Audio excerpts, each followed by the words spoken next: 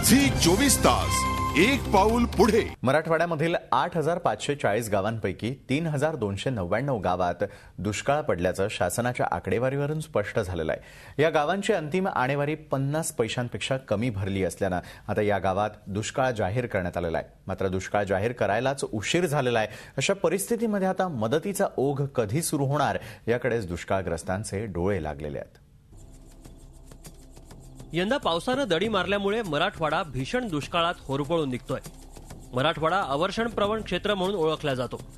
जालना जिल्ह्यात यावर्षी सरासरीपेक्षा 50% आत पाऊस झाला, तर औरंगाबाद, बीड आणि उस्मानाबाद जिल्ह्यात 55% कमी पाऊस पडल्यामुळे या भागातील खरीप पिकं वाया गेलीत। कापूस, सोयाबीन, मका, मूग, उडीद या पिकांचं अतोनात नुकसान झालंय। तर आता शेतीसाठी पाणीच नसल्यानं रब्बी हंगामही हातचा जाणार यात शंका नाही।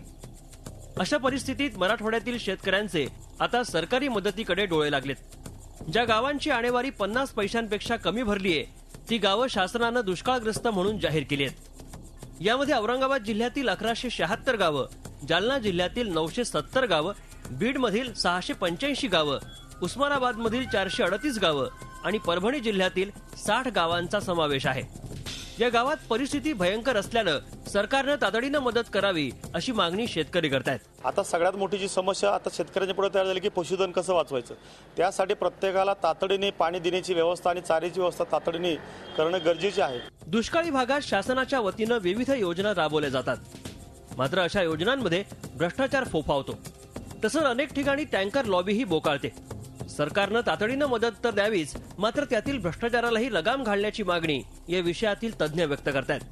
जेव्हा जेव्हा शेतकऱ्यांच्या समस्या किंवा ग्रामीण भागात एखादा प्रश्न उभा राहतो आणि सरकार मोठ्या दिलानं मदत करू इच्छितं, त्यावेळेला ही गिधाड लॉबी ही सगळं फस्त करायच्या पाठीमागे लागते। निसर्गाच्या अवकृपेमुळे मराठवाड्यावर संकट कोसळलंय। गरज आहे ती तातडीनं मदत करण्याची। मराठवाड्यात आतापर्यंत 153 शेतकऱ्यांनी आत्महत्या केल्या आहेत। सरकारनं वेळीच धोरणात्मक निर्णय घेतले नाहीत तर या आकड्यांमध्येही वाढ होऊ शकते। सरकारनं याचाही विचार करण्याची गरज आहे। झी 24 ताससाठी विशाल करोळे, औरंगाबाद। झी 24 तास एक पाऊल पुढे।